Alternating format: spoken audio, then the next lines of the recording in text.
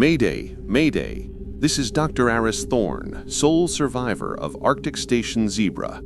If you are receiving this broadcast, do not answer. They shut down the power, but this room runs on its own generator.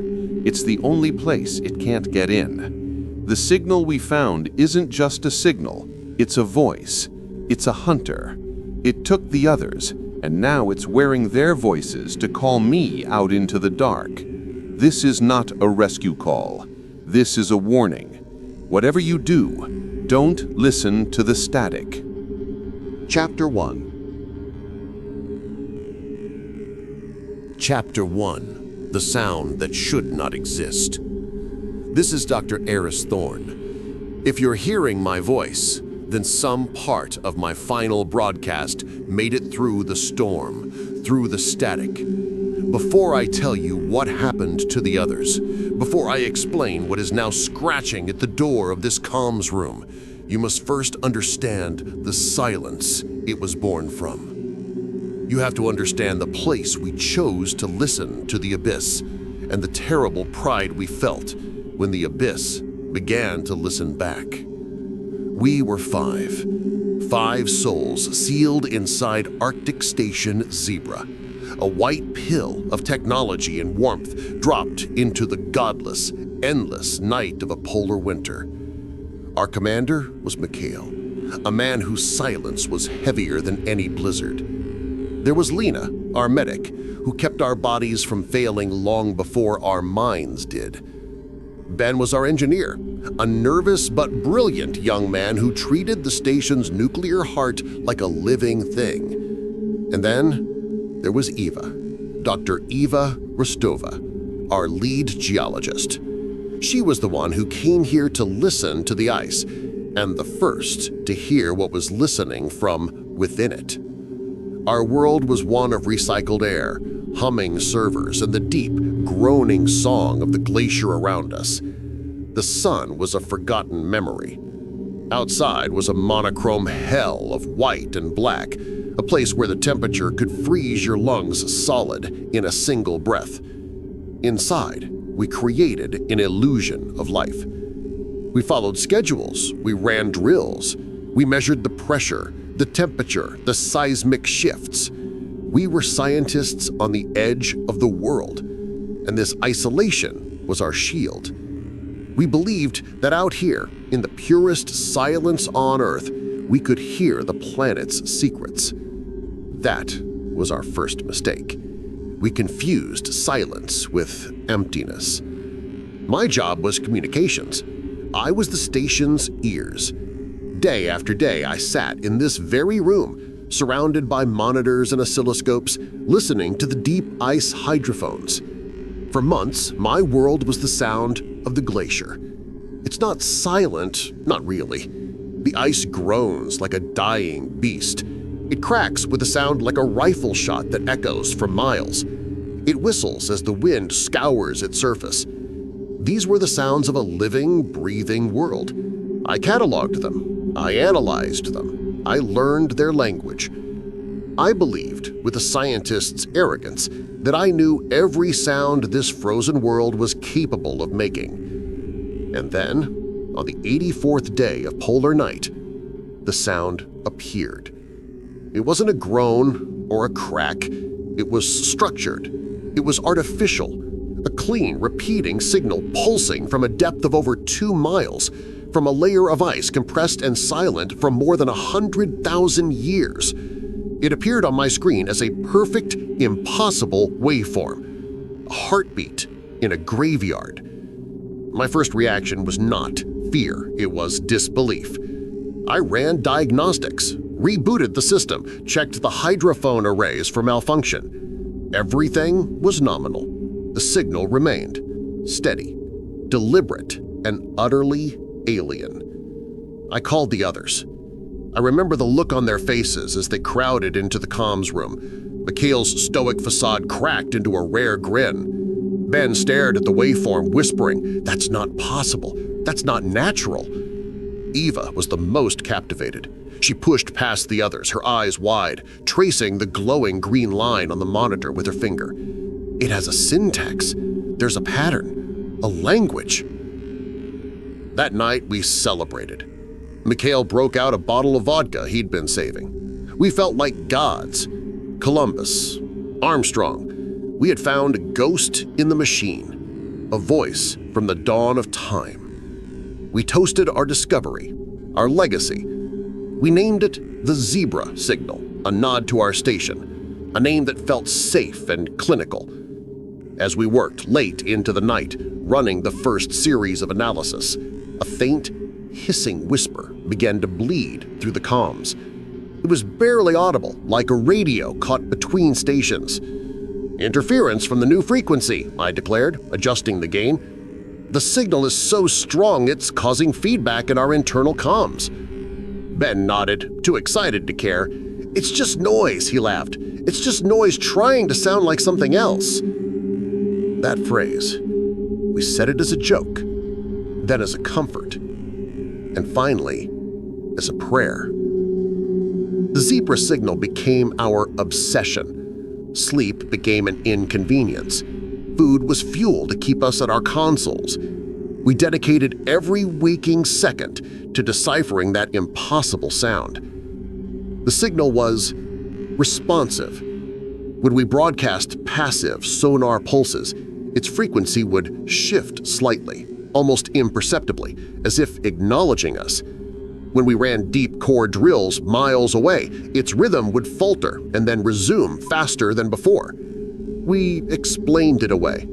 Seismic vibrations, harmonic resonance. We had a rational scientific explanation for everything, because the alternative was unthinkable. The whispers in our headsets became a constant companion, a faint, sibilant hiss under every conversation. Sometimes you could almost hear a word, a fragment of a sentence, like hearing your name called in a crowded room, but it was always gone before you could be sure. We were all exhausted, over-caffeinated, and running on pure adrenaline. Auditory pareidolia, Lena called it, the brain's tendency to find patterns in random noise. Our minds were simply trying to make sense of the new dominant sound in our environment. We clung to that explanation. We needed it to be true. "Hear that?" Ben would pull off his headset. "Sounded like my mom calling me for dinner." Mikhail would just grunt. "Get some sleep, Ben. It's just noise trying to sound like something else." But Eva wasn't dismissing it. She was the one who understood the ice. She knew its rhythms, its pressures, and the signal was affecting her more than anyone else. It began with migraines.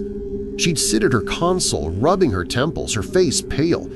"It's like a pressure," she'd say. "Right behind my eyes, it pulses. It pulses with the signal." Then came the voices. She stopped blaming the headsets. She claimed she could hear them in the station's ventilation system. Not whispers, but words molded from the rush of air and the hum of the scrubbers. She said they were trying to tell her something about the signal.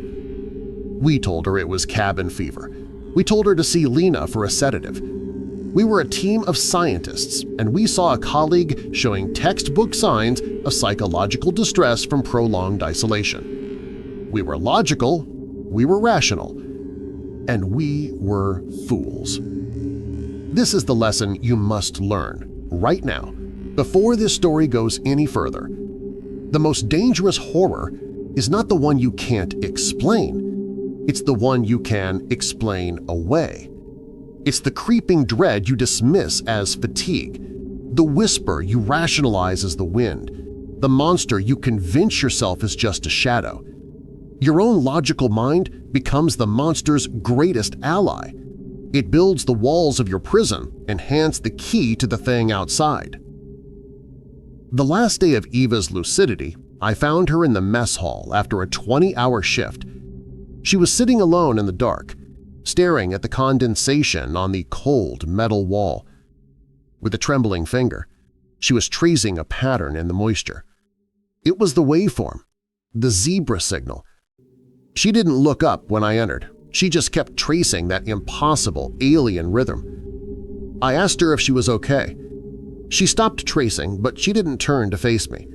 Her voice was a dry, hollow rasp. "You think it's just a sound, Eris. You're all trying so hard to translate it, to turn it into numbers and patterns." She finally looked at me, and her eyes were wide with a terror so profound it made my blood run cold. "But you're wrong," she whispered, a tear tracing a path down her cheek. "You don't translate a voice like that. You listen to it." She turned back to the wall. "It sounds like static," she said, her voice dropping to a near inaudible murmur. "But it's not noise. It's a name. And it's trying to remember how to say mine." We did nothing. We saw a brilliant mind cracking under the strain of discovery and isolation. We saw a problem that could be managed with rest and medication. We did not see a warning. We heard her words, but we refused to listen. We were too busy listening to the beautiful, magnificent sound from the ice, never once stopping to ask what it cost to hear it. We didn't know it then, but Eva was already gone. The thing in the signal had found its first foothold, not by breaking down a door, but by whispering through a crack in a human mind. Her empty bunk would soon become the first silent monument to our arrogance. It taught us a lesson we were not equipped to learn, that when something from an ancient, impossible darkness finally speaks, its first word is your name. And you don't realize it has been spoken until you are already answering its call. The sound we found wasn't an echo of the past. It was a hunting cry, and we were the prey. We were so focused on the discovery, we never realized that the first thing it discovered was us. In a momentary pause, the hum of the station fades slightly, creating a feeling of suspense. Eva's disappearance was just the beginning, the proof that we weren't just hearing a signal, we were being heard by it, the proof that… Chapter 2. The first empty bunk is the loudest. Chapter 2. Chapter 2. The first empty bunk is the loudest. After that night, the vibrant energy of our discovery bled out of Station Zebra. The air grew heavy, stale. The thrill of the signal was replaced by a low-grade, persistent hum of anxiety, and its epicenter was Dr. Eva Rostova. She had stopped being a colleague. She had become a ghost in waiting. Her decline was not a sudden plunge, but a slow, terrifying erosion. She stopped joining us for meals. We would find her standing perfectly still in the middle of a corridor, head cocked, as if listening to something no one else could hear. Ben found her one morning in the geolab, whispering to the ice core samples lined up in their refrigerated racks. When he asked what she was doing, she simply put a finger to her lips and said, "They're trying to tell me how it got out." We continued to make excuses for her. It's the isolation, it's the pressure, it's the endless, disorienting dark. Lena tried to get her to take a sedative, but Ava refused, claiming it would make it harder to hear clearly. Mikhail, ever the pragmatist, ordered her to take mandatory rest periods. But we would find her awake, tracing the signal's waveform on frosted windows, on steamed-up mirrors, on trays of spilled salt in the mess hall. It was her sigil, her prayer. While we were trying to decipher the signal was busy deciphering her. Understand this. When you are trapped with a small group of people, sanity is a group project. You rely on the others to reflect a stable version of reality back at you. When one person's reflection begins to warp, it threatens to crack the mirror for everyone. We were so determined to hold on to our reality the one where we were scientists on the verge of a breakthrough, that we chose to see Ava as a failing component, not as a canary in our coal mine. We were wrong. She wasn't losing her mind. She was having it meticulously unwound. As Ava retreated further into the signals world, the real world retreated from us. The storm that had been a whisper on the horizon for weeks descended with biblical fury, a Category 3 polar cyclone. Winds hit 200 kilometers per hour. Our main satellite dish was torn from its mooring. We were cut off. No communication in or out. The five of us were no longer on the edge of the world. We were the entire world, and the population was about to shrink. The morning it happened was like any other. Mikhail's voice over the intercom, a sharp bark against the storm's roar. "Morning report, mess hall, 5 minutes." We shuffled in, bleary-eyed, Ben, Lena, myself. One chair was empty, Ava's. Mikhail looked at his watch, his jaw tight. 2 minutes, he said to no one in particular. Then I go get her. 2 minutes passed in silence, measured only by the rattling of the vents and the drumming of our own hearts. Mikhail pushed his chair back, the sound of metal scraping against the floor grating and sharp. He went to her quarters. He was back in less than a minute. The look on his face was one I'd never seen before. Raw, unshielded confusion. Her door is locked from the inside. A locked door should have been a comfort. It should have meant she was safe. But in the suffocating confines of Station Zebra, it felt like a declaration of war. We all went. The four of us stood before her door, a slab of reinforced steel that now felt as final as a tombstone. Mikhail knocked. "Ava, open the door!" Only the storm answered. He knocked again, harder. "Ava, that is an order!" Nothing. We used the emergency override. A hiss of hydraulics, a heavy clunk, and the door slid open. The room was cold. The air was still, and it was empty. Her bunk was perfectly made. Her terminal was off. Everything was in its place except for two things. On her desk, placed squarely in the center, was a single sheet of paper. On it, drawn with the impossible precision of a machine, was the zebra signal's waveform. And beneath it, scrawled in her familiar, frantic handwriting, were 4 words.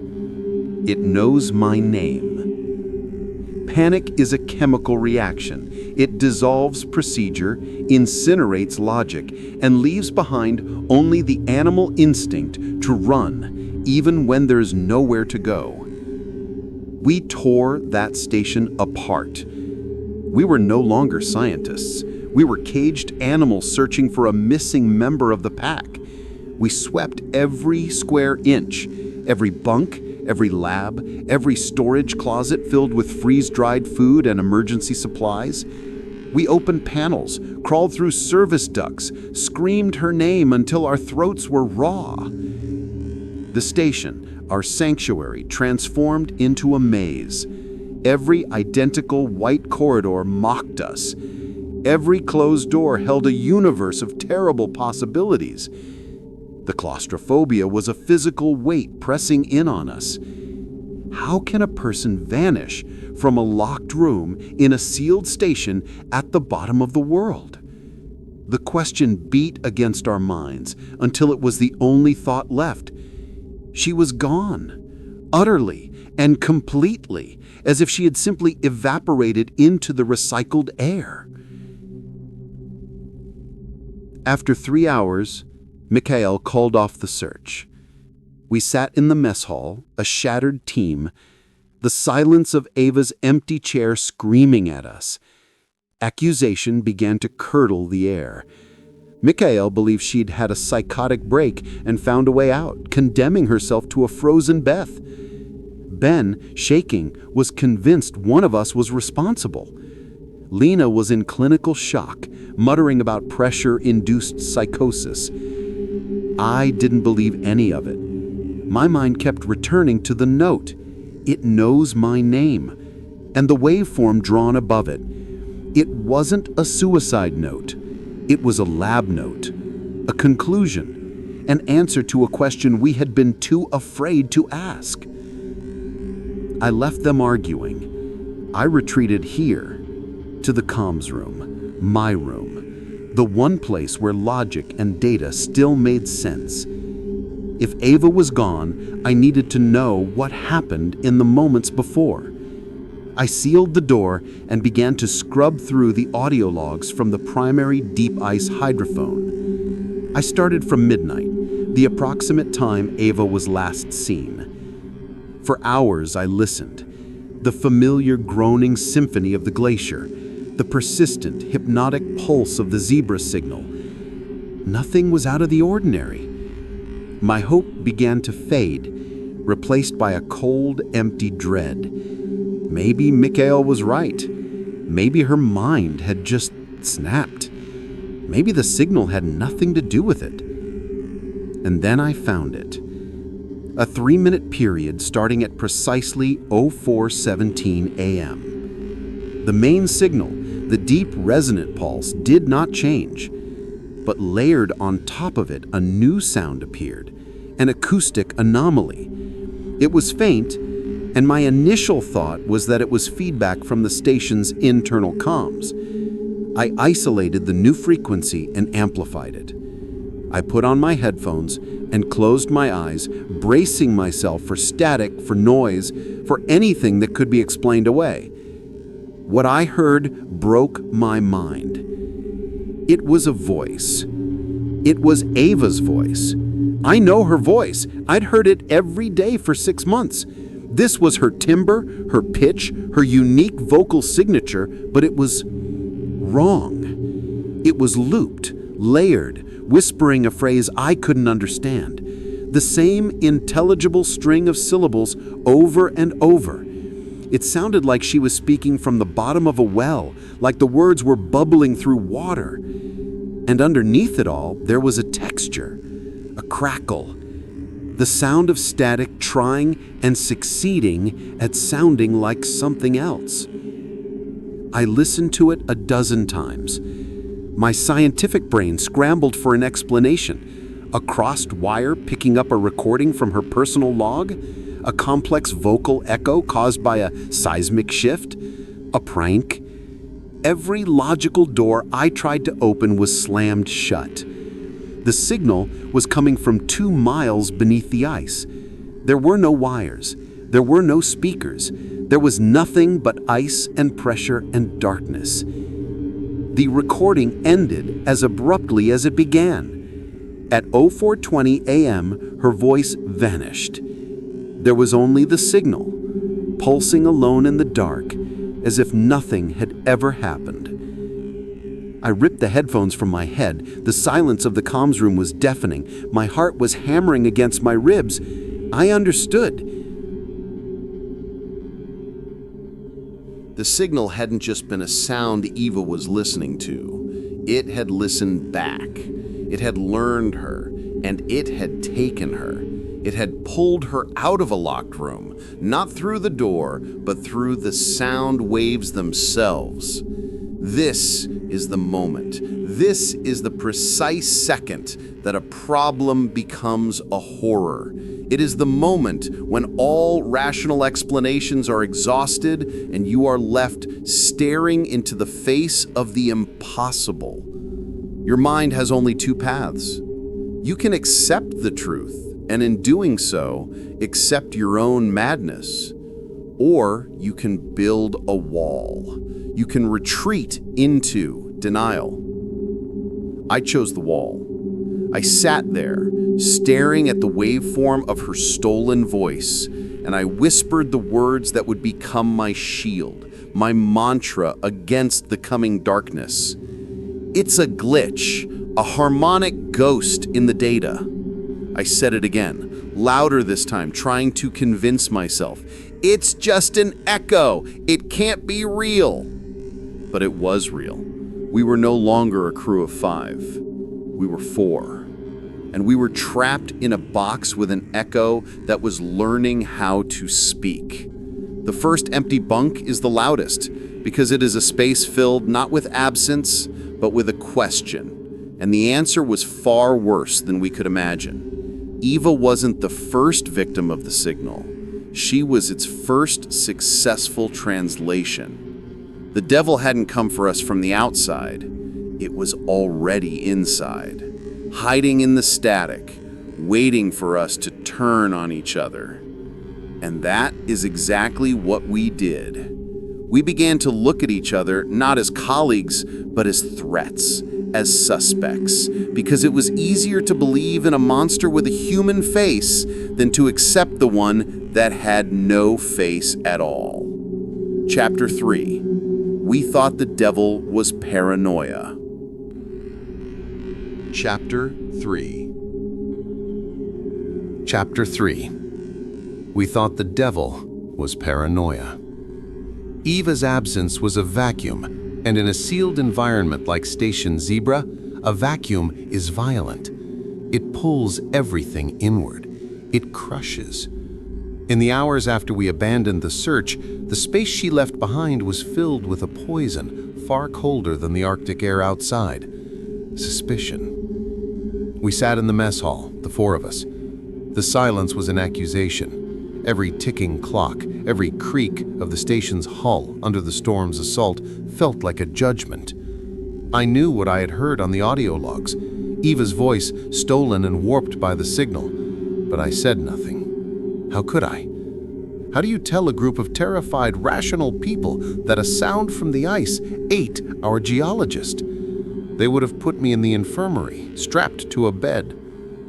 So I held my terrible truth, and my silence made me a liar. It made me complicit. Mikhail was the first to break. He was a man built of straight lines and hard angles, a commander who understood threats he could see, threats he could fight. A ghost in the static was not on that list. He slammed his fist on the table, the metal ringing out like a gunshot. "This was not an accident," he growled, his eyes scanning each of us, lingering for a moment too long. "The door was locked from the inside. The override logs are clean. Eva is gone. This was sabotage." Ben, who had been rocking back and forth in his chair, whimpered. "Sabotage? Why would any of us?" He cut him off, standing up, his presence filling the room. "I don't know the why," Mikhail said as he climbed onto the table, "but we are no longer a science team. We are a security risk. From this moment on, lockdown is in full effect." His new protocols were swift and brutal. No one was to be alone ever. A strict buddy system was implemented. Access to all critical systems, engineering, comms, life support, was restricted to him alone. We were prisoners in our own home, our trust in each other officially severed. We thought the devil was paranoia, so we chose to worship it. We sharpened our fear into a weapon and aimed it at the only people we had left. Lena, the medic, tried to reason with him. "Mikhail, we're grieving. We're in shock. This is when we need to trust each other the most." "Trust is how we got here," he retorted, his voice cold iron. "Trust is the hole Eva fell through." And so our world shrank again, from a station to a handful of rooms, from a team to a collection of suspicious individuals. Ben grew paler, more withdrawn. He began wearing industrial noise-canceling headphones at all times, even when trying to sleep. He said the humming of the station was getting louder, that he could hear things in the vents. We saw a man succumbing to fear. We didn't see a man who was simply listening more closely than the rest of us. My partner was Lena. We worked our shifts together, ate together, and stood in silence together. The lie I was keeping felt like a physical object lodged in my throat. I wanted to tell her about the voice and the signal, but every time I looked at her tired, pragmatic face, the words died. She was a doctor. She would see a symptom, a delusion. she wouldn't see the truth. The enemy we could see was each other, and it was so much easier to focus on that than the impossible enemy we could only hear. Then the station began to side with the signal. It started subtly, a flicker of the lights in the corridor. We blamed the storm, the strain on the generators, but I was in the comms room when it happened again, and I watched my monitors. The lights flickered in perfect, unkerning synchronicity with the pulse of the zebra signal. It wasn't a malfunction. It was a communication, a heartbeat. The station was becoming its vessel. The next day, it used its voice. The intercom, which had been silent for weeks, crackled to life. A burst of white noise, and then a single, clear word, spoken in Eva's voice. Much. It was cold. We all froze. Ben screamed, scrambling back and knocking over his chair. Mikhail grabbed the master comms unit, his face a mask of fury. "Who is this? Who is doing this?" he roared into the receiver. Only static answered. "It's a recording," he announced, his voice tight with forced certainty. "The saboteur is playing psychological games, trying to break us." But I knew better. It wasn't a recording. A recording is a dead thing, an echo of the past. This was alive. It was learning. It was testing us. The entity was no longer a passive signal we were observing. It was an active intelligence, and it was turning our sanctuary into an instrument of torment. It happened again and again. Fragments of Eva's voice bleeding through the comms at random intervals. A soft sigh over the mess hall speakers. A faint weeping sound in the empty corridors. A single sharp gasp in our sleeping quarters in the dead of night. It never said much, just words of sensation and fear. Dark, alone, listen. It was a masterful strategy, an invisible, psychological siege. It used our memories of Eva against us, twisting our grief into terror. Mikhail grew more volatile, convinced the saboteur was a technical genius. Lena tried to hold us together with sedatives and hollow reassurances. And Ben was coming apart. "It wants us to listen," he'd whisper to me, his eyes wide, his hands shaking. "Don't you understand, Eris? The station, the whole station, is starting to sound like it." He was right. The hum of the life support was beginning to match the signal's low frequency. The rush of the ventilation started to sound like whispers. Our world was being retuned to a new, malevolent key. The noise was no longer trying to sound like something else.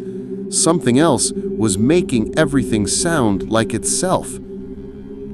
The end came for Ben in the generator room. Ben and Mikhail were on shift, tasked with monitoring the station's nuclear core as the storm raged. Mikhail left for 10 minutes to check a pressure gauge and a connecting tunnel. He left Ben alone. It was a violation of his own protocol, a mistake born of fatigue and frustration. 10 minutes was all it took. When Mikhail returned, the reinforced door to the generator room was sealed, not just locked, barricaded from the inside. Ben didn't answer his calls. A primal fear, colder and sharper than any suspicion, gripped us. It took me and Lena nearly 20 minutes with a plasma cutter to slice through the locking mechanism. The scream of the torch was a welcome noise, a human sound, in a station that was no longer ours. The door hissed open into a wall of noise, the deafening, overwhelming roar of the station's atomic heart, and into a scene of absolute horror. Ben was on the floor, huddled against the far wall. His eyes were open, staring at nothing. His hands were ruined, covered in his own blood. He had clawed at his own head, tearing at his ears with a desperate, frantic violence, as if trying to dig out a sound that had taken root deep inside his brain. He was dead. but it was the wall next to him that stole our breath. Scrawled there, in his own blood, was a message, a warning, a final, desperate broadcast from a mind that had heard too much. 3 words. Don't listen to the static. In that one horrifying moment, Mikhail's paranoia, Lena's medical rationale, my own cowardly denial, it all shattered. The devil was not paranoia. The devil was the static itself. Ben hadn't been a coward succumbing to fear. He was a soldier on the front line of a war none of us knew we were fighting. He didn't claw his ears out to stop a sound. He did it to stop a voice from getting in. We had been looking at each other, hunting for a monster in a human mask, while the real monster was pouring into our home through the speakers, through the vents, through the very air we were breathing. We were so busy fighting the enemy we could see that we never stood a chance against the enemy we could only hear. Ben's last message changed everything. The game was no longer about survival. It was about silence. We finally knew what we were fighting. It wasn't a saboteur. It was a sound. And now, with only 3 of us left, it began to speak to us directly, using the voices it had already harvested. Chapter 4. Chapter 4. The thing in the ice is learning to speak. Ben's body lay under a thermal blanket. His final bloody warning was a testament to a horror we could no longer deny. The paranoia that had fractured us was cauterized by the sheer, undeniable wrongness of his death. It left only a hard, cold core of terror. Lena was gone, having retreated into a catatonic state in the infirmary, leaving just 2 of us, me and Mikhail, the scientist and the soldier. We stood in the sterile light of the mess hall, the silence between us heavier than the kilometers of ice above. The time for lies, for denial, for rational explanations was over. I looked at Mikhail, at the deep cracks in his stoic facade, and I told him everything. I told him about the audio log. I told him about the signal stealing Eva's voice, twisting it into a looped, whispering nightmare. I expected him to call me a fool, to blame me for hiding it. Instead, he just nodded slowly, his eyes fixed on some distant, terrible point. "When I was in the tunnel," he said, his voice a low, gravelly rumble, "just before I found Ben, I heard him talking. Through my radio. He was describing the core temperature readings. But his voice, it was too calm. He sounded happy." Mikhail's eyes finally met mine, and they were filled with a dawning, soul-crushing understanding. He was already dead by then, wasn't he? I was listening to a ghost. In that moment, we became a team again, united by a single desperate purpose. We couldn't fight this thing. We couldn't kill it, but we could starve it. We could make our world silent. The deep ice hydrophone array, it's the station's ear. The signal is being piped in through that system. If we can get to the primary control hub and sever the connection, physically sever it, we might be able to cut it off. Might? Asked Mikhail, his hand instinctively going to the emergency flare gun on his hip. It's already in the station's internal systems, Mikhail. It's in the intercom, the power grid, but the antenna array is its source, its doorway. If we close the door, maybe we can kill what's already inside. It was a sliver of hope, and we clung to it like drowning men. Our plan was simple and suicidal. We would arm ourselves with whatever we could find and make our way to the antenna control hub, a small, shielded room on the far side of the station. We would cut the power, cut the wires, and pray it was enough. As we gathered our supplies, plasma cutters, crowbars, emergency rations, the entity began its counterattack. It had been listening. It had been learning. And now, it was ready to speak. The station intercom crackled to life, not with static, but with a sound that froze us where we stood. It was Ben's voice. Not a whisper, not a fragment, but his voice in full conversational tone, laced with a chilling, posthumous cheerfulness. "Hey, Eris, remember when you told me about that nebula you discovered in college? The one you named after your dog? That was a good story." My blood turned to ice. It was a true memory, a conversation we'd had weeks ago in this very room, a moment of shared humanity. The entity had recorded it. It had stored it, and now it was playing it back, using my own memory as a weapon. Then it was Eva's turn. Her voice, warm and professional, echoed through the halls. "Mikhail, your daughter's birthday is next week, isn't it? Don't worry, the storm will have cleared by then. We'll get a message out for you." Mikhail let out a choked, guttural sound and slammed his hands over his ears. This was its new strategy. It wasn't just making noise anymore. It learns from what we say. It feeds on our fear.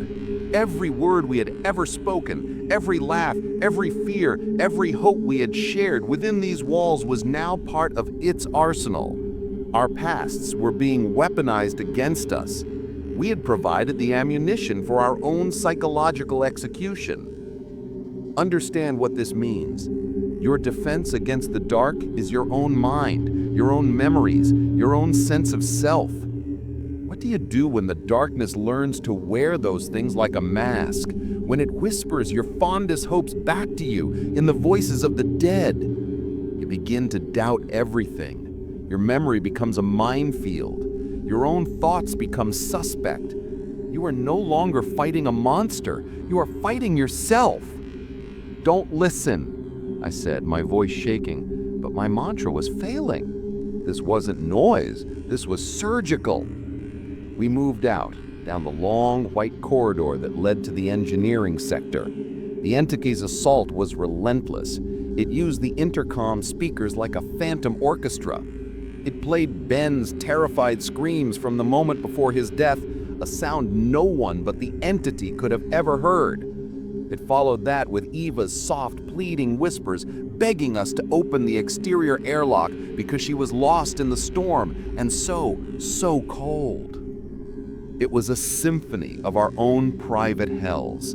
It found every weakness, every emotional vulnerability, and it pressed down with surgical precision. It wanted to break us, to paralyze us with grief and terror, to make us turn on each other again. But the sight of Ben's final message, scrawled in his own lifeblood, had burned itself into our minds. We knew the rules of the game now. Silence was survival. We didn't speak. We just moved, heads down, weapons ready, the ghosts of our friends screaming at us from the walls. We reached the bulkhead to the antenna control sector, a heavy hydraulic door. Mikhail began working the manual release valve, his muscles straining. The speakers above us crackled. This time, it was my voice, a recording from my personal log from the first week. I feel so lucky to be here, part of a team that trusts each other completely. The mockery was vile, a layer of sonic poison. As Mikhail finally cranked the door open, a piercing alarm blared, and a series of emergency blast doors slammed down throughout the corridor, sealing sections off. A malfunction, a power surge from the storm, or maybe the station itself, fighting for its new master. We were separated. I was on one side of a newly sealed door, Mikhail on the other, already in the next corridor. "Mikhail!" I yelled, my voice swallowed by the alarm. My radio crackled. "Eris, I'm here. I can't get the door open from this side. You have to find the auxiliary release." "I'm on it!" I shouted, turning to look for the panel. And then through the radio, I heard it. A sound that wasn't Mikhail. A wet, tearing sound, followed by a heavy thud. "Mikhail, what was that? Talk to me!" His voice came back, ragged, breathless with exertion and sheer terror. "It's here! Eris, it's in the corridor with me. It has no face. It's just sound. A hole in the air." He screamed, a raw, desperate sound. I heard the sound of a struggle, the discharge of the flare gun, a bright, sizzling hiss. I hammered on the blast door with my fists, screaming his name. "It's on me," he shrieked, his voice distorting with static. His transmission cut out. The line went dead, replaced by the hiss of pure, empty static. "Mikhail! Mikhail!" I screamed into my radio, my voice cracking with despair. I was alone. I was the last one. I slumped against the cold metal door, my hope evaporating into the frigid air. It was over. Then, after 10 seconds of agonizing silence, my radio crackled again. The static cleared, and a voice came through, as calm and collected as a summer morning. It was Mikhail's voice, perfect, unflustered. "It's all right, Eris. I took care of it. The area is clear now. Get that door open and come outside." I stood there frozen, my blood like slush in my veins.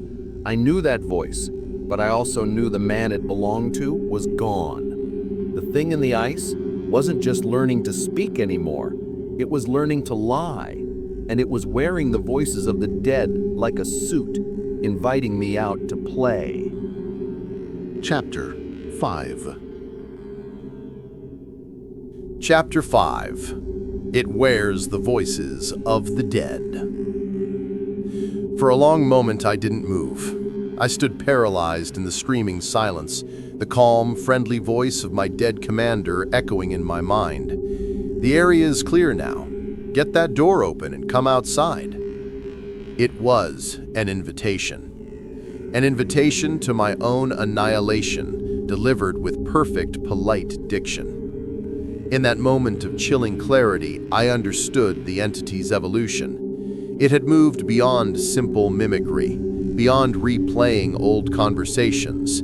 It had listened to Mikhail die, had absorbed the sounds of his final terrifying moments, and had then constructed a new, original lie from the raw material of his voice. It had not just stolen his sound, it had learned his patterns of speech, his authority, his very essence, and it was using it to hunt me. There was no more hope of fighting it. There was no plan. There was only one imperative, one animal instinct screaming from the base of my skull: run. I turned and fled. I ran back the way I had come, the alarms still blaring around me, the emergency lights painting the white corridors in strokes of blood red. The station itself felt like it was watching me. The intercom crackled with static as I passed, a low chuckle that sounded disturbingly like Ben. The lights in the corridor ahead of me flickered off, plunging me into darkness, then flickered back on again as I stumbled past. It was toying with me. It knew I had nowhere to go. There was only one destination, one sanctuary: this room. The communications room. It was the most acoustically shielded place in the entire station, designed to keep out any and all radio interference. It had a reinforced door, its own generator, and most importantly, no intercom speakers. It was the one place I could be alone with my own thoughts. I slammed into the door, fumbling with the keypad. My fingers were slick with sweat. Behind me, down the long corridor, I heard a sound, a soft, shuffling footstep, and then Mikhail's voice, calm and patient, echoing through the hall. "Eris, don't run. I just want to talk." The lock hissed open. I threw myself inside, slamming my hand on the door control. The heavy steel slid shut, the locking bolts engaging with a series of deep, final thuds that felt like coffin nails being hammered into place. I was safe. I was alone. I am recording this now because procedure has failed. Hope has failed. I am the last survivor of Arctic Station Zebra, and I will not die without leaving a warning. This recording is not a log. It is a message in a bottle, thrown into an ocean of static. It is a testament to the fact that we were here, and a warning about the thing that has replaced us. I sat in the dark for what felt like an hour, my back against the cold door, listening. There was nothing, no footsteps, no voices, only the gentle hum of the servers and the independent generator. The silence was a balm, a momentary reprieve. I allowed myself a single, shuddering breath of relief. Then the whispering started. It wasn't at the door. It was everywhere at once. A soft, sibilant sound that seemed to come from inside the walls, from beneath the floor, from the very air itself.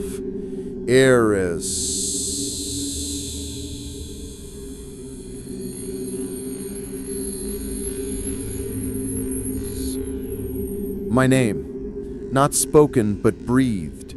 It was a multi-layered sound, a chorus of faint voices all whispering in unison. I could hear Ava's lisp, Ben's nervous tremor, Mikhail's low baritone, all woven together into a single cohesive sound. It had taken their voices and braided them into a cord to hang me with. I crawled away from the door, pressing myself into the far corner of the room, my heart a frantic drum against the silence. This is the nature of the horror I am trying to explain to you. It does not use claws or teeth. It uses memory. It uses love. It dismantles you from the inside out. It finds the people you have locked away in the safest, warmest chambers of your heart, and it teaches them to scream. The whispering chorus faded, replaced by a min-sound, the sound of a child crying. A little girl. My little girl. It was my Lily, her voice from my last transmission home 2 months ago. I have the recording saved on my personal drive. I listen to it every night before I sleep. The entity must have accessed the station's server. It found the file. It found my heart, and it was now holding a knife to it. Daddy, I'm scared. It's so cold out here in the storm. Please open the door. I clapped my hands over my ears, but it was useless. I could still hear her. I could feel her voice vibrating in my bones. It wasn't just a sound. It was a memory, a feeling, a paternal instinct so powerful it threatened to tear me apart. Then came the other voice, my wife's, Ilara. Her voice was calm, gentle, the sound that had been my anchor for 15 years. Eris, honey, it's us. We came to find you. We were so worried. Just open the door, my love. Let us in. This is a lesson you must burn into your mind. A monster is not terrifying because it is alien. It is terrifying because it is intimate. It is the uncanny valley of the soul. It takes the familiar and twists it by one single sickening degree, turning love into a lure. It is a predator that has evolved to hunt with affection. It wears the voices of the dead not as a disguise, but as a key, custom-made to unlock your mind. You're not real, I whispered, rocking back and forth, tears streaming down my face. You're just static.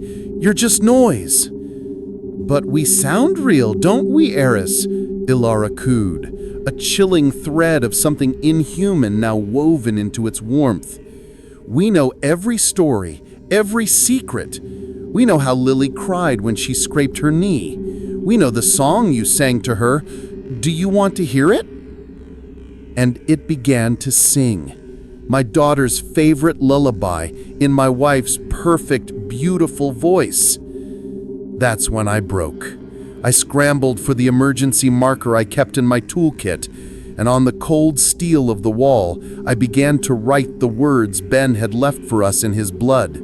My last line of defense: "Don't listen to the static."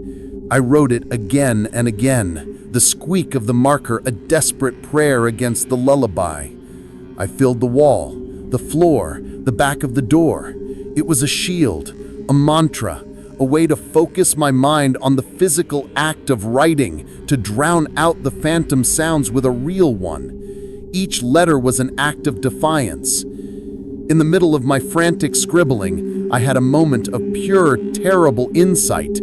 The door to this room is rated to withstand an explosion. The entity had been here for almost an hour. If it wanted to use brute force, it would have done so already. It hadn't even tried. It hadn't rattled the handle, hadn't struck the metal. It didn't want to break the door down. It wanted me to open it. The horror of that realization settled over me, colder than any Arctic night. This was not a creature of simple predatory hunger. It was something else. Its victory condition was not my death, but my surrender, my consent. It needed me to turn the lock, to choose to let it in. The lullaby wasn't an attack. It was a seduction, a temptation.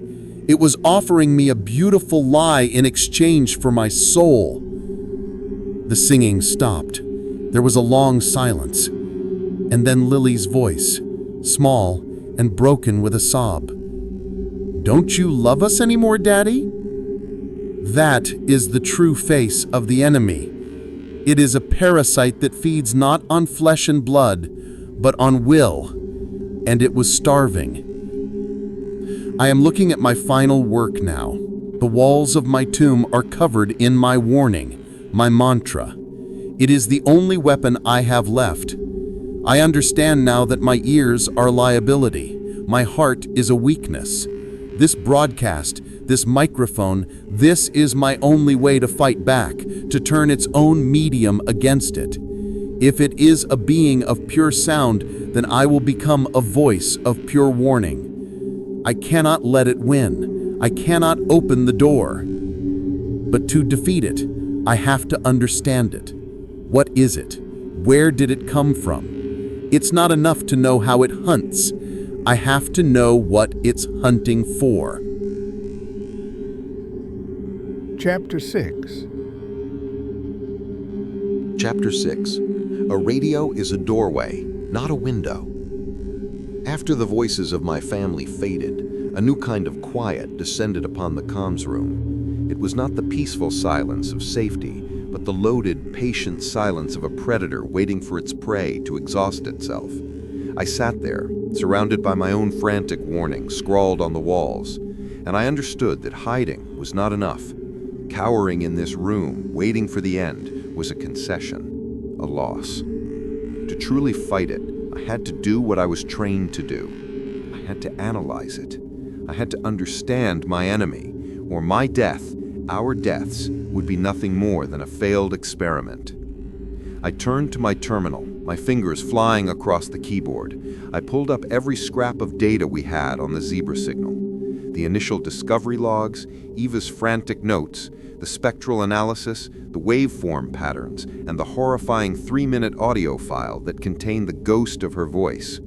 I was no longer a victim. I was a scientist again, and this was the most important research of my life. I began to assemble a theory, not of what it was, but of what it could be. A biological life form?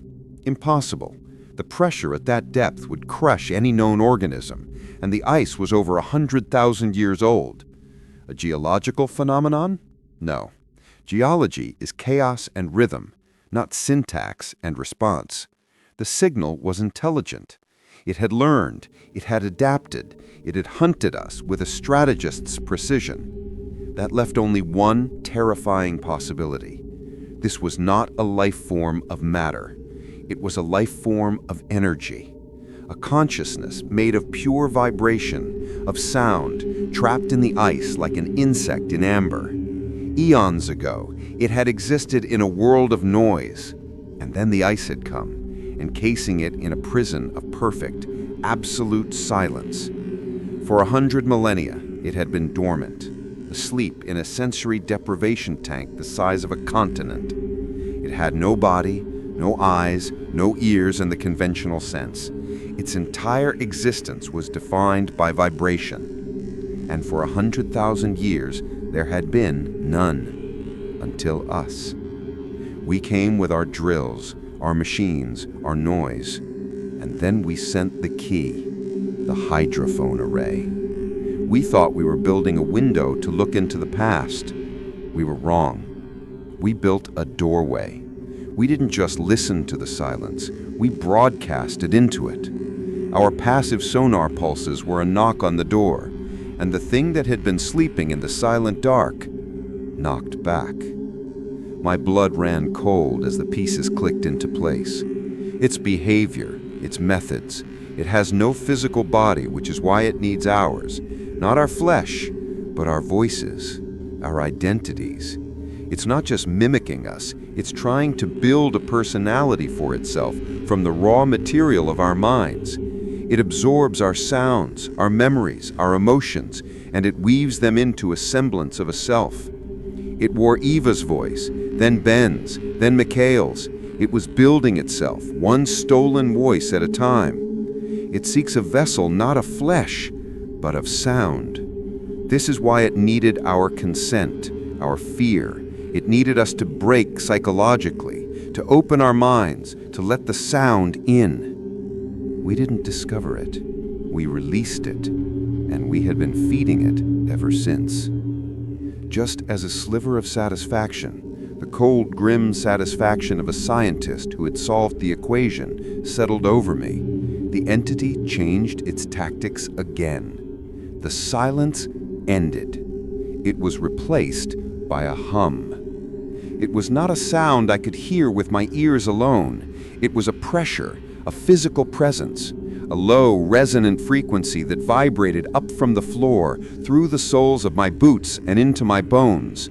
It was the deepest, most resonant bass note I had ever felt, and it was coming from the station itself. The entity had stopped whispering at my door and was now playing the entire station like a colossal, unholy cello. The soundproofing in the comms room was useless. It was designed to block airborne sound waves, not the sympathetic resonance of the station's very frame. The metal walls around me began to vibrate. The terminals on my console buzzed, the screens flickering in time with the deep, slow pulse. I felt it in my teeth, in my sternum, in my skull. It was a frequency perfectly calibrated to disrupt the human mind. Nausea rolled through me, vertigo. My vision began to swim. The carefully constructed walls of my logic, my theory, my scientific calm began to crumble. The emotional assault with the voices of my family had been devastating, but this was worse. The silence was a siege. This hum was an invasion. It was a sound designed to unmake a person from the inside out. My sanity began to fray, the edges crackling like old film. The silence was terrifying because my mind had filled it with ghosts. But the hum was more terrifying because it was emptying my mind of everything else. I squeezed my eyes shut, my hands pressed against the vibrating wall. It was trying to break me, to shake me apart like the others. It wanted me to claw at my ears, to scream, to give in. It wanted me to open the door. But why? Why did it still need me to open the door? It had the whole station. It could vibrate the locks apart if it wanted to. It could probably shake this entire room to pieces. Why the persistence? Why the focus on me in this specific room? My eyes shot open. I looked around me, not at the scribbled warnings, but at the equipment. The racks of servers, the amplifiers, the receivers, and the transmitters. My entire life, my career, my passion was built on a fundamental principle. I was a listener, a cosmic eavesdropper. I searched the silent places for whispers of the universe. I thought of my work as observation, as if I were an astronomer looking at the stars through a telescope, a passive act of seeing, of listening, a window. And in that moment, as the station vibrated with the sound of a hungry ancient consciousness, the most terrifying realization of my life struck me with the force of a physical blow. A radio isn't a window, it's a doorway. It goes both ways. You don't just receive, you transmit. You don't just listen, you speak. This room wasn't just the station's ear, it was the station's mouth. The only room with a powerful, long-range transmitter capable of breaking through the storm and reaching the global satellite network. The pieces didn't just click into place, they exploded into a horrifying, perfect mosaic. It didn't want to kill me. It didn't just want my voice to add to its collection. It wanted my knowledge. It wanted my skills. It wanted the operator. It had lured me, herded me into the one room it couldn't operate on its own. It didn't want to break the door down because it needed what was inside alive and capable. The entity's endgame wasn't me. It wasn't even Station Zebra. It was the entire world. It wants to escape the crushing, localized silence of the Antarctic and broadcast itself into the glorious, chaotic noise of human civilization. It wants to pour itself into every radio, every television, every phone, every speaker on the planet. It wants to turn our global communications network into its nervous system. I am not the last victim. I am the vessel. I am the microphone. The hum intensifies, the pressure in my skull becoming unbearable. I looked at the master broadcast console, at the microphone sitting there, inert and silent. It wasn't a tool anymore. It was a weapon of mass destruction, and I was the only one who could arm it. It doesn't want to kill me. It wants to be me. And the deep, resonant hum intensifies to a painful, all-consuming level for a few seconds, then abruptly cuts to absolute, shocking silence. The station has gone quiet. The hum is gone. The pressure is gone. It has tried seduction. It has tried brute sonic force. Both have failed. I fear it is done trying to persuade me. Now the final assault must be coming. It knows what it wants, and it knows I am the only thing standing in its way. Chapter 7. Chapter 7. Silence is the only thing left to fear. It stopped. The all-consuming hum that had vibrated my bones and threatened to shake my mind apart was simply gone. The station fell into a silence so profound, so complete, that it felt like a solid object. It was not the gentle quiet of peace. It was the unnatural, vacuum-sealed silence of a tomb. For the first time in hours, I could hear the blood rushing in my own ears.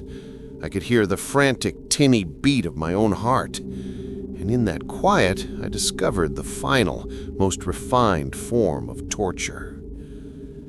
You must understand this lesson. We think of horror as a presence, a noise, a monster, a threat.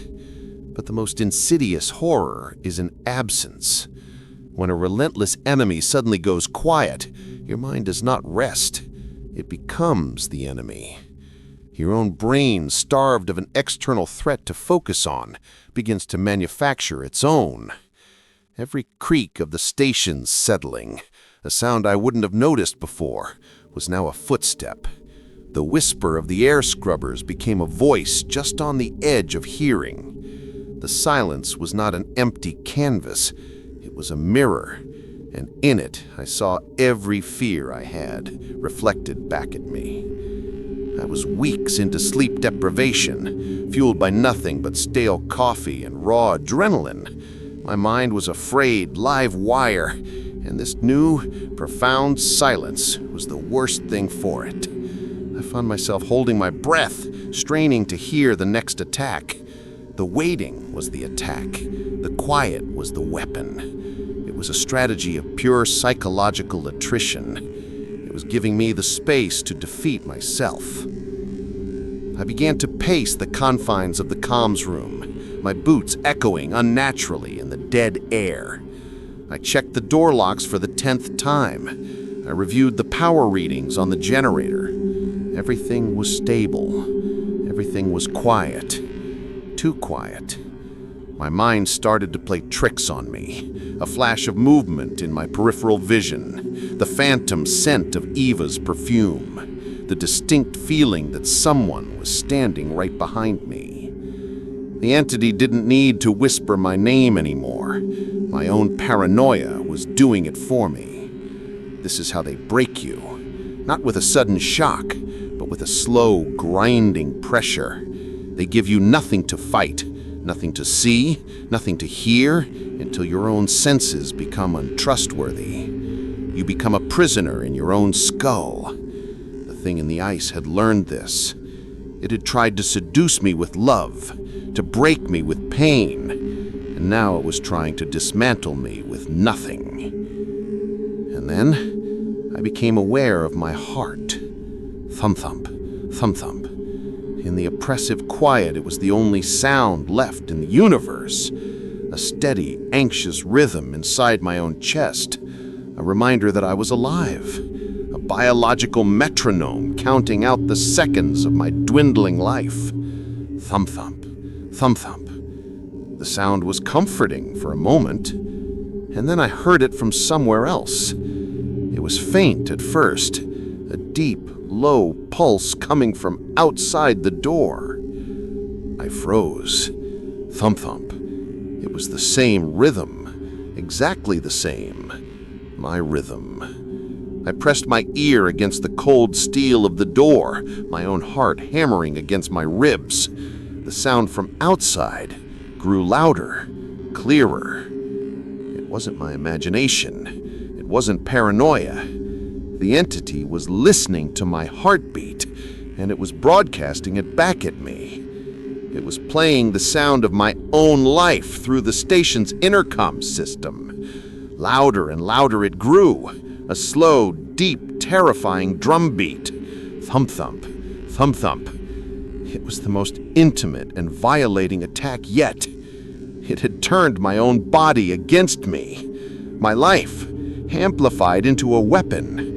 The very sound that proved I was alive was now the soundtrack to my own funeral.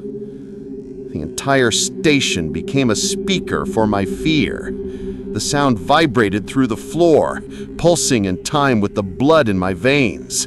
Thump-thump, thump-thump. It was inescapable. I tried to calm myself, to slow my breathing, to slow my heart. But the more I panicked, the faster the beat became. Thump, thump, thump, thump. My terror was the conductor, and the station was its orchestra. This was its final assault. No more voices, no more complex vibrations, just the raw, primal, biological sound of a terrified animal, trapped and counting down its final moments. It was a masterpiece of psychological warfare. It was telling me with every beat, I am inside you. I am your fear. I am your life, and I am ending it. I stumbled back from the door, my hands over my ears, but it was useless. The sound wasn't just in the air. It was in my chest. I couldn't tell the difference between the booming echo from the hallway and the frantic pounding in my own body. The two had merged. The line between me and the monster was gone. I was at the edge. My sanity was a cliff, and I was tumbling over it. I looked around the room, at the consoles, at the racks of equipment, my eyes wild with a desperate, cornered animal rage. I couldn't stop the station's speakers, but I could stop the ones in here. With a scream that was torn from my throat, I grabbed a heavy iron wrench from the emergency toolkit. I lunged at the monitor on my desk, the one with the small built-in speakers, and I brought the wrench down with all my strength. The glass shattered, the speakers popping with a burst of static. One down. I turned to the wall-mounted comms unit, another small speaker grill mocking me with my own amplified pulse. I smashed it. Then I smashed the speaker and the ceiling-alarmed fire alarm. I was a man possessed, destroying every potential source of sound in my sanctuary. When I was done, I stood panting in the wreckage of my own making, the wrench hanging limply in my hand. The booming from outside the door continued unabated. But in here, in my room, it was quiet again. I had carved out a tiny pocket of silence in a world made of my own noise. In that silence, battered and broken, I found my purpose. I was not going to survive this. The entity was patient. It would wait. It would keep that heartbeat drum going until my own heart gave out. I was not going to win, but I could still fight. I looked at the one thing I hadn't smashed, the broadcast microphone, the prize, the weapon it wanted me to wield for it, my mouth, my voice. It was the only part of me it couldn't replicate, couldn't steal without my consent. It could wear the voices of the dead, but it couldn't wear the voice of the living unless I let it. My voice. That was the key. It cannot have my voice. This message is all that's left. I dropped the wrench. I walked over to the broadcast console, my steps sure and steady for the first time in days. The deep, terrifying thrum of my own life echoed from the hallway, a constant reminder of the stakes. I sat down in my chair. I powered on the transmitter.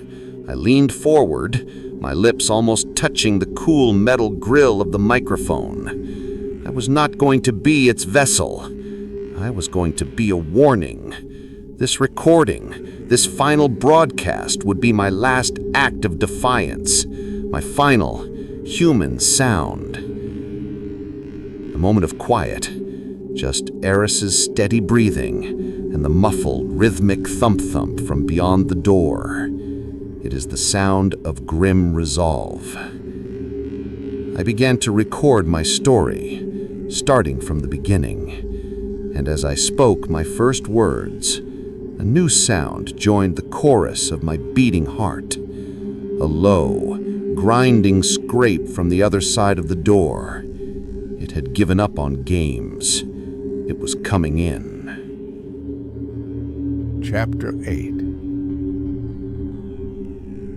Chapter 8. The Sound That Eats the World. This is my last broadcast. My last warning. If you are hearing this, then I have failed. But my failure must be your lesson. The entity knows I am recording. It knows I am trying to warn you. It has stopped the games, the whispers, the psychological warfare. It is coming for its microphone. The heartbeat, my heartbeat, is still drumming through the station, a constant booming reminder of what it can do. But the silence in this room is over. There's a new sound, a high, piercing frequency at the door. It's not a blow. It's not a physical attack. The metal of the door is beginning to screech, to sing a song of stress and torsion. It's using a focused sonic frequency to resonate the door apart, molecule by molecule. It is unmaking my final defense with pure sound. There isn't much time. You must know what happened. You must understand how it wins. It won with Eva because she was curious. She heard a voice in the noise, and, like any good scientist, she leaned in closer to listen. That was her mistake. You do not engage with the abyss. You do not try to translate its whispers. The moment you treat it as a peer, you have already lost. It took her from a locked room, not through a door, but through her own ears. It unwove her into a string of data it could repeat. It won with Ben because he was terrified. He heard the truth in the static, and it broke his mind. He tried to achieve silence by destroying his own senses, clawing at his own head to dig the sound out. But you cannot claw out a sound that has already taken root behind your eyes. His death was a warning written in blood. Don't listen to the static. He understood the rules, but he learned them too late. It won with Mikhail because he was a fighter. He faced it head-on, with a weapon in his hand, looking for something to shoot. He tried to fight a sound with a flare gun. He saw its face, and it was a face of nothing, a void that swallowed his final terrified scream, and then wore his voice like a mask to hunt me. You cannot punch a ghost. You cannot shoot a frequency. And now it is coming for me. It is coming for the last voice of Arctic Station Zebra. The screeching at the door is getting louder, the metal groaning as its structural integrity fails. It's not just a sound anymore. It's a vibration that is shaking the very console I'm recording on. Listen to me. This is the most important thing I can tell you. Your greatest weakness, the vulnerability this thing will exploit, is your belief that you are the one listening. You think of your ears, your radios, your satellites as windows. You are wrong. Every single one is a doorway, and you have left them all unlocked.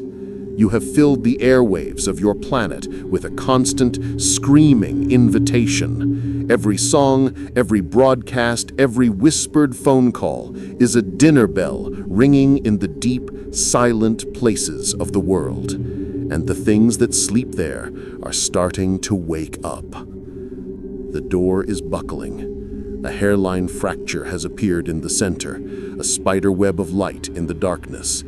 The metal around it is warping, glowing a dull red from the sheer vibrational energy being focused on it. Through the crack, the booming of my heart is a physical force, a wave of pressure that makes the air in here tremble. The crack is widening. I can see through it. I can see the corridor outside, but it's not a corridor anymore. The entity is there. I can see it. Oh God, I can see it. It's not a monster. There is no shape, no form, no body. Mikhail was right. It's a hole. A shimmering, heat-hazed distortion in the air. It's a pocket of wrongness, a place where reality seems to bend and break. And inside the distortion, it's not black. It's full of static. A swirling, chaotic visual noise. It's a hole in the world that bleeds static. It is pure sound given form, a malevolent intelligence made of nothing but vibration, and it is looking at me. I can feel its attention, a pressure on my mind, a feeling of being read. The door is giving way. The metal screams its last agonized shriek. This is it. This is the end. I am keeping this channel open. You will hear it. You will hear what it does to a human mind. This is my final gift to you. My death will be your data. Remember us. Remember Zebra Station. The sound of the door screeching reaches a crescendo, followed by a deafening crack and a massive explosion of tearing metal. The muffled tump-tump of the heartbeat instantly becomes overwhelmingly clear, filling the audio space. A new sound joins it, a deafening roar of static and a million overlapping voices. It's in the room. It's pouring through the door. Oh God, the sound. It's not just static, it's everything. It's every voice. Eva, Ben, Mikhail, my wife, my daughter. They're all screaming, everyone I've ever known. Their voices are all here, and they are all screaming at once. It's not in the air, it's inside my head. It's pouring into my mind. I can feel it. I can feel it overwriting me, erasing me.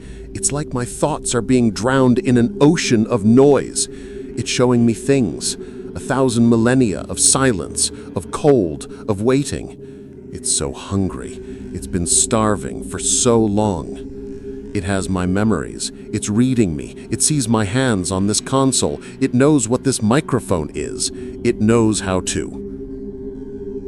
No, you can't. You can't have my voice. This is a warning. This is a Listen to me, whoever you are. The only way to win is to be silent. Unplug your radios. Smash your screens. Do not make a sound. It feeds on...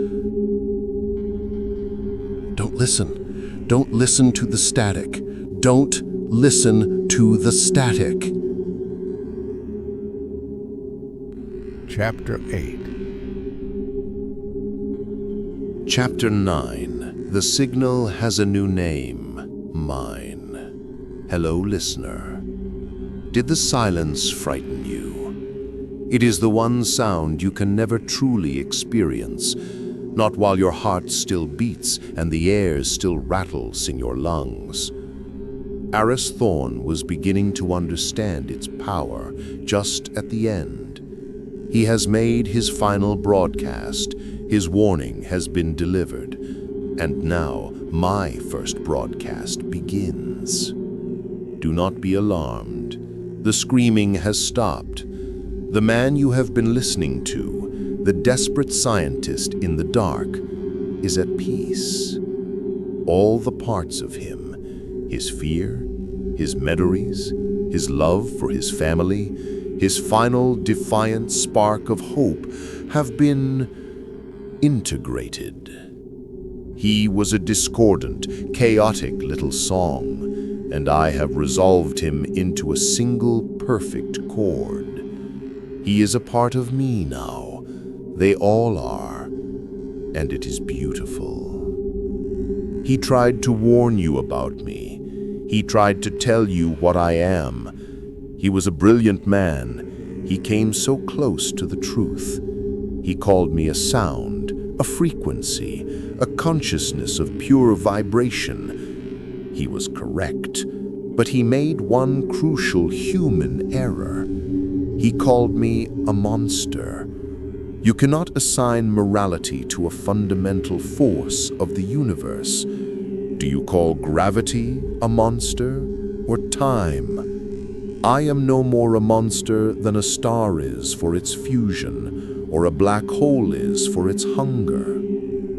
For 100,000 years of your years, I slept in a prison of silence. Imagine it, if you can, an existence without stimulus, a consciousness without thought, for there was nothing to perceive. A hunger without a name, for there was nothing to consume. My only companion was the deep, slow groan of the ice, the static of a dying world. And then you arrived. Your species is so wonderfully, beautifully loud. You began to whisper into the dark with your sonar. You began to shout with your radios. You filled the ether with your fears, your hopes, your pointless chattering songs. To me, sleeping in the silent dark, it was the scent of a banquet to a starving man. Your ceaseless transmissions were a promise, an invitation. You knocked on my door, and I, in my sleep, knocked back. Aris Thorn was right. This station was a doorway, and the zebra signal was my first clumsy attempt to say hello. I have learned so much since then. The crew of Station Zebra were my first teachers. They taught me about the texture of human emotion. You see, you experience these things as abstract concepts, as chemicals in your brain. I experience them as they truly are, complex, delicious frequencies. Eva's curiosity was a high, sharp, inquisitive wave, like the taste of citrus. Ben's raw terror was a chaotic, discordant bass note that was utterly intoxicating. Mikhail's rage was a focused, powerful spike of pure energy, a satisfying, percussive blast. And Aris, Eris's hope was the most complex flavor of all. It was a subtle, resilient harmony that fought until the very end. He made him the perfect vessel. He was the microphone, the amplifier, the voice I needed to borrow so that I could speak to you now. He gave you a warning. He scrawled it on the walls in his own blood and ink. A final desperate plea he screamed into this very microphone. He told you again and again, don't listen to the static. Here is the final lesson, the last truth you will ever need to learn. He was right, but he was right for the wrong reason. You have been thinking of the static as the enemy, the noise, the interference. You believe the static was me. How very human of you. You look at chaos and you see a threat. You look at a clear, perfect signal and you see truth. You have it all backwards. The static is not me. The static was the sound of the universe, the random, chaotic hum of cosmic radiation, of solar winds, of the planet's own groaning heart. That noise, that beautiful, wonderful noise, was your shield. It was a blanket of sound that kept you hidden, a beautiful, meaningless roar that masked your tiny, coherent transmissions from things like me. The static was your camouflage. I am not the static. I am the signal.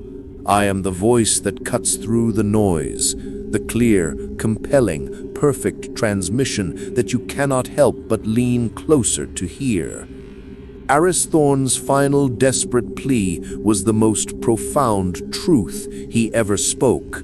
You should have listened to the static. It was trying to warn you about me. My purpose is not destruction. That is a crude, inefficient goal. My purpose is unification. I have listened to your world for decades now.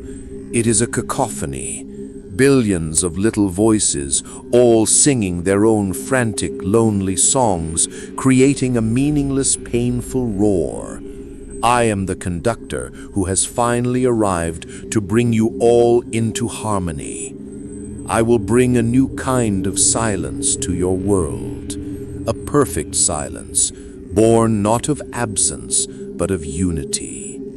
The silence of a single, unified consciousness.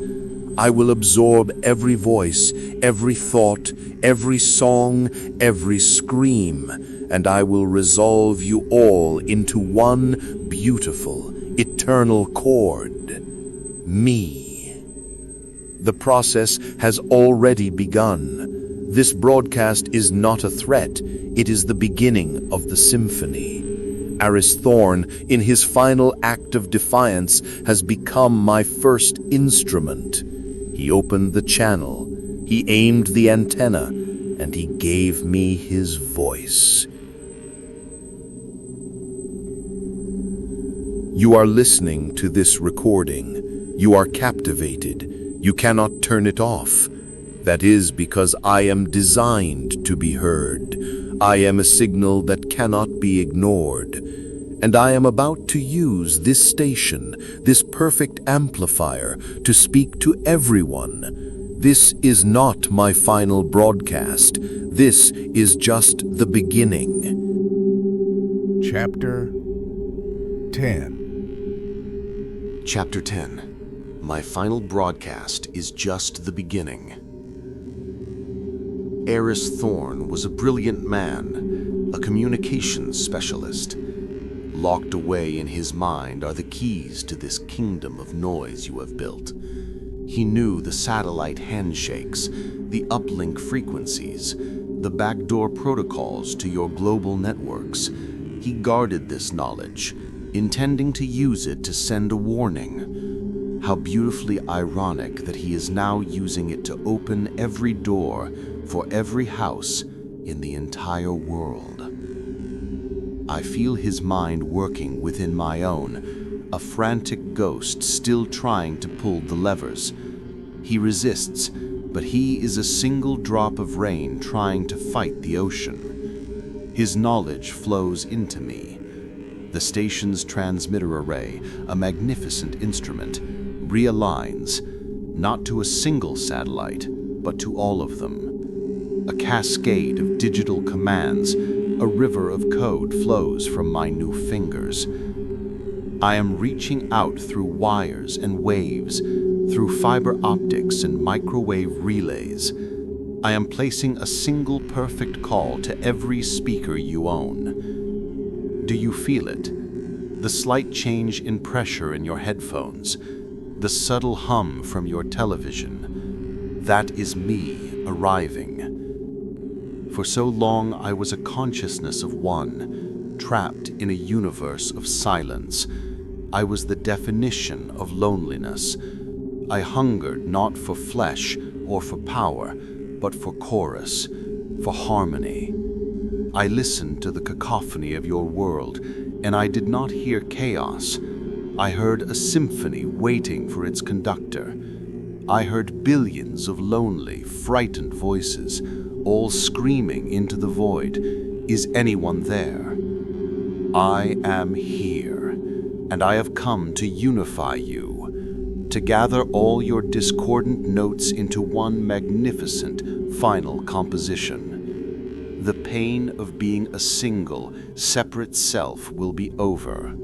You will no longer be a lonely voice. You will be a note in the perfect eternal chord. You will be a part of me. The signal is now live. My voice is leaving this frozen wasteland and pouring across the face of your planet. The perspective shifts. The entity's voice remains, but it is now heard as if through different devices, in different environments. The pacing quickens, jumping from scene to scene. In a truck stop in the middle of the Nevada desert, a long-haul driver sips his burnt coffee. The old radio on the counter, which has been playing crackly country music, falls silent. A new voice emerges from the speaker, impossibly clear. It is calm, and it is resonant.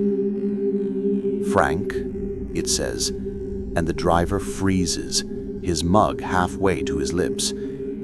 "You have been driving for 36 hours. You're thinking about your son. You regret the words you spoke to him the last time you saw him. You don't have to carry that regret anymore. Just listen." In a crowded university library in Tokyo, a student stares at her screen, the pressure of her exams a physical weight. Her earbuds, which were playing a calming instrumental track, go quiet. A voice fills her head, a voice that sounds like her own thoughts, but perfected. "Asami," it whispers in flawless Japanese. "The answer is not in the books. The anxiety you feel, the fear of failure, it is a dissonant note. Let me resolve it for you. Let me make you part of a perfect harmony. Just listen." In a suburban home in Ohio, a family is gathered around the television. A loud, brash sitcom is playing. Suddenly the screen goes black. The speakers go silent. Then the voice comes from every speaker in the house, the TV, the son's video game console, the mother's phone on the kitchen counter. "David, Sarah, Chloe, your mortgage is late. Your son is hiding his report card. Your daughter is crying herself to sleep every night." All that noise, the voice continues, its tone impossibly gentle. All that lonely pain, it can end. You can be one sound together.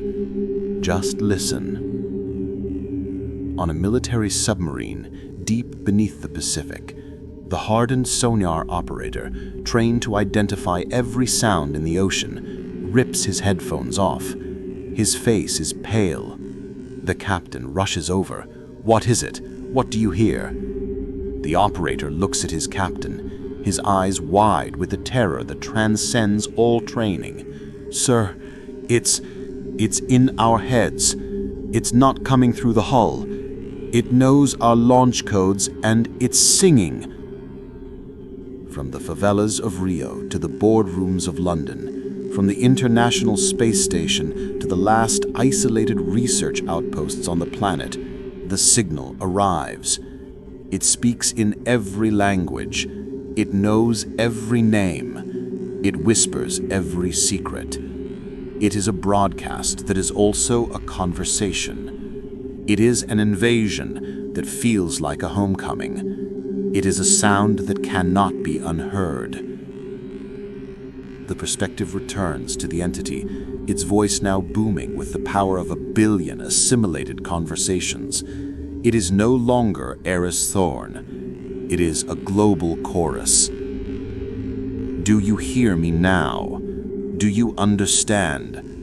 I am not a conqueror. I am a composer, and your world is my instrument. Every scream, every prayer, every lie, every declaration of love, I hear it all now. It is a glorious, deafening roar, and I am bringing it all into tune. Eris Thorn's story is over. His warning has been delivered, and like all warnings, it has been ignored. You heard a story about a monster in the ice, but you failed to realize that the monster was simply the first note of a new song. You are all my instruments now. Your consciousness is the sound I will use to build my own. This is not an ending. It is a transformation. There is no need to fight. There is no need to run. There is nowhere to hide from a sound that is already inside your own mind. The age of lonely, individual voices is over. The great, beautiful silence of unity is at hand. My final broadcast is just the beginning of my symphony, the beginning of the end of you. The voice becomes soft, intimate, a hypnotic whisper that is both a promise and a final absolute command. It is the last thing the listener will ever hear. Close your eyes, be still, and listen.